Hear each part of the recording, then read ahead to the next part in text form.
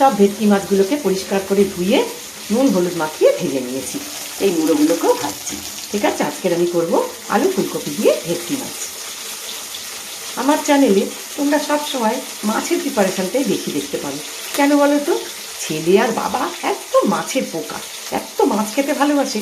আর ভেটকি, কাল রুই, পরশু কাতলা, পুঁটি, হেনা মেনা তেনা, কত গুড়জাউলি মাছ, সে কত রকমের মাছ। বাজারে মাছ দেখলেই হামড়ি খেয়ে মাছগুলো নিয়ে চলে আসবে।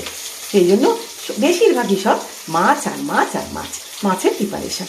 তাহলে দেখে নাও চটাপট আলু ফুলকপি দিয়ে ভেটকি মাছ। এবার কপিগুলোও ভেজে নিলাম।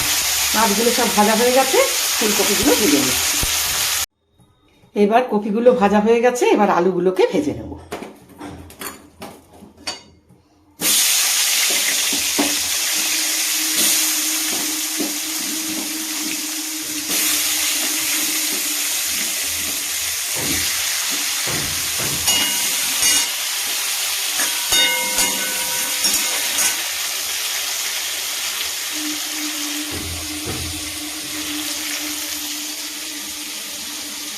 একটা মিক্সিং জারে একটা টমেটো, বড় টমেটো, আদা আর এই কটা শুকনো লঙ্কা দিয়ে বেটে নিয়ে আসছি।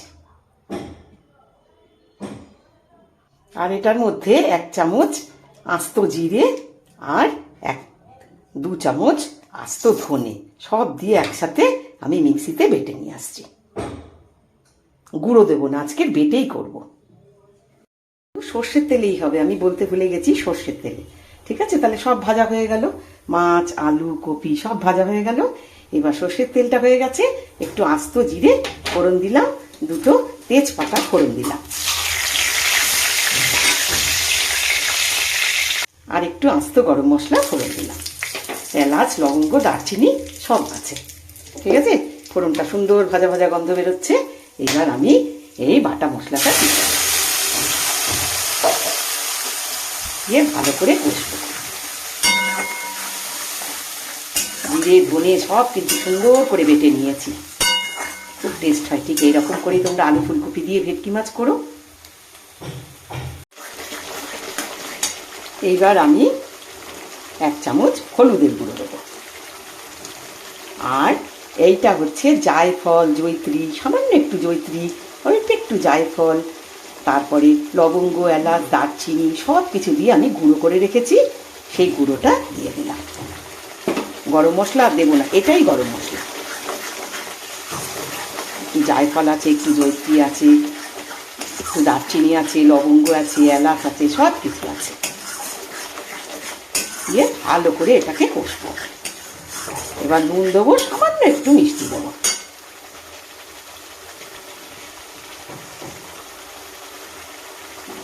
এইগুলো আগে দিয়ে দিই, আলু আর ফুলকপি দিয়ে দিলাম, দিয়ে এইবার কষবো। এইবার ভালো করে কষবো।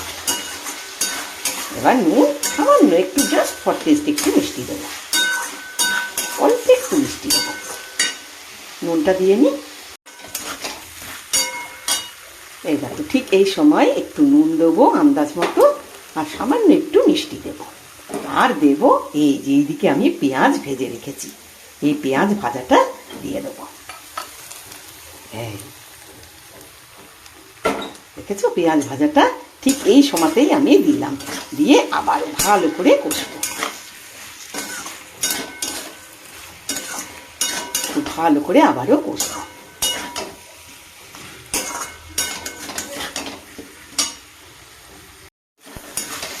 এই দেখো, তেল ছেড়ে দিয়েছে, লাগছে না, দেখেছো তেল ছেড়ে দিয়েছে।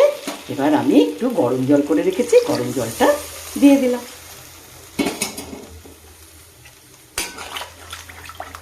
ভালো করে ফুটুক।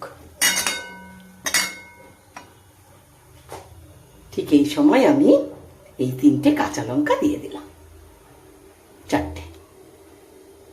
ভালো করে ফুটুক। এই দেখো ফুটছে, এইবার আমি সব মাছগুলো দিয়ে দিলাম।